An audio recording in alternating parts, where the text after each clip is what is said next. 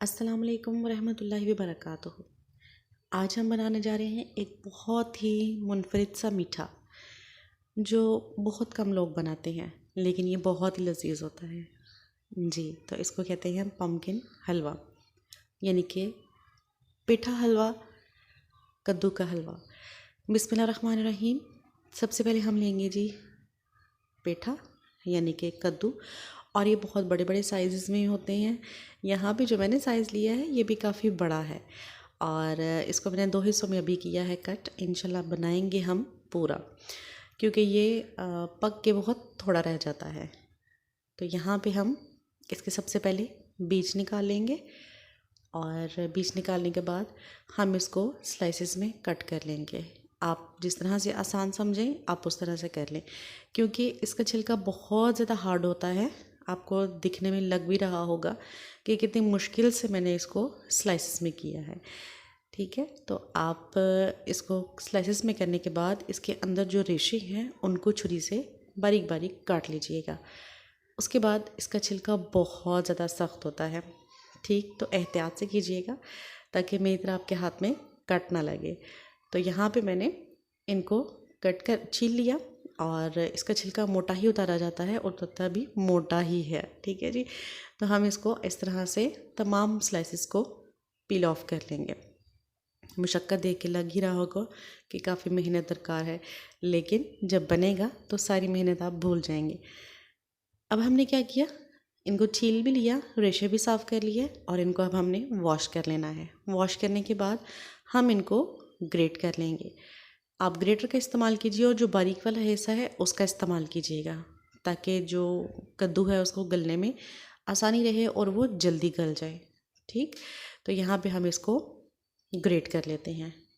आप जब अगर आपसे रेशा सही साफ़ नहीं होगा तो ग्रेट करते वक्त भी जो रेशेदार हिस्सा था वो सेपरेट हो जाएगा।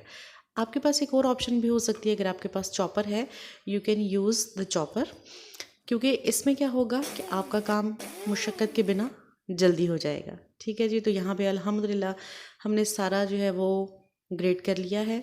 मैंने चॉपर का भी इस्तेमाल किया और कद्दूकश का भी तो आप भी दोनों का देख लीजिएगा जो मुनासिब लगे।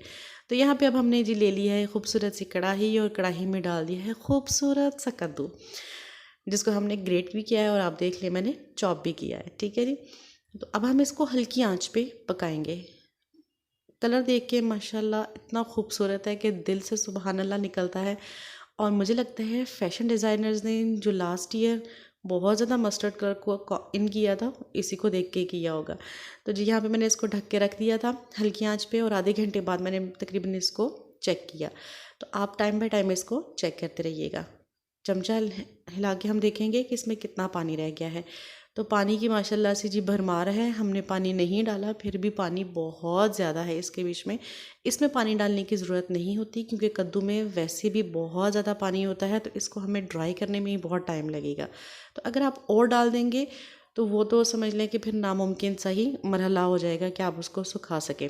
कद्दू गल चुका हुआ है, तकरीबन आधे घंटे में ये गल गया। अब हम क्या करेंगे, हम फ्लेम को तेज़ कर देंगे और मुसलसल हम इसको पकाएंगे, और चम्मच भी हिलाते जाएंगे ताकि हमारा जो हलवा है वो साथ ना लगे। ठीक है जी, आपने साथ साथ कढ़ाई को भी साइडों से साफ़ करते जाना है, अदरवाइज़ आपकी कढ़ाई जो है वो जल जाएगी। और यहाँ पे हम इस मरहले पे जब पानी काफ़ी हद तक 70% ड्राई हो चुका है, तो हम यहाँ पे चीनी शामिल करेंगे। मैंने यहाँ पे तकरीबन 3 कप चीनी शामिल की थी। आप देख लीजिएगा कि आपको कितनी सूट करती है, आप टेस्ट करें और उसके अकॉर्डिंग आप शामिल कर लें। यहाँ पे मैंने खुशबू के लिए इलायची पाउडर इस्तेमाल किया है। तो आप को अगर इलायची साबुत पसंद है तो आप उसके दाने साबुत भी शामिल कर सकते हैं। साथ साथ आपने मुसलसल चम्मच हिलाते जाना है, और क्योंकि हमारी जो फ्लेम है वो बहुत ज़्यादा तेज़ है, तो इसलिए साथ ना लगे, इसलिए हमने इसको मुसलसल हिलाना है। यहाँ पे मैंने 2 कप ऑयल इस्तेमाल किया है, आप घी का भी इस्तेमाल कर सकते हैं। ठीक, तो अब हम इसको हिलाएंगे, और उस वक्त तक हमने इसको कुक करना है जब तक कि जो पानी है वो बिल्कुल ख़त्म हो जाए और हलवा ऑयल रिलीज़ करना शुरू कर दे। तो ये मरहला ज़रा काफ़ी सब्र आज़मा और काफ़ी मुशक्क़त वाला है, तो आपने डरना भी नहीं है और घबराना तो बिल्कुल भी नहीं है। यहाँ पे जी खुशबू के लिए और फ्लेवर के लिए हम देसी घी तकरीबन 5 से 6 चम्मच इस्तेमाल करेंगे। अगर आप देसी घी ज़्यादा पसंद करते हैं तो आप ऑयल की जगह देसी घी का भी इस्तेमाल कर सकते हैं, क्योंकि कद्दू जो पेठा हलवा है या कद्दू हलवा है, इसकी खुशबू वैसे ही बहुत ज़्यादा रिच होती है। तो उसकी खुशबू से ही मुझे लग रहा था कि देसी घी बहुत ज़्यादा हो जाएगा तो खाना शायद मुश्किल हो जाएगा मुझसे और घर वालों से, तो इसलिए मैंने उसकी कुछ क्वांटिटी इस्तेमाल की है देसी घी की। तो यहाँ पे जी आप देखिए सुबहान अल्लाह कितना खूबसूरत सा कलर है इसका। और यहाँ पे ये तकरीबन कह लें कि कुक होना शुरू हो चुका हुआ है, अपने आखिरी मराहल पे पहुँच चुका हुआ है। तो ये देखिए अभी चम्मच प्रेस किया तो अभी भी आप चम्मच पे देखें ऑयल भी है और पानी भी है।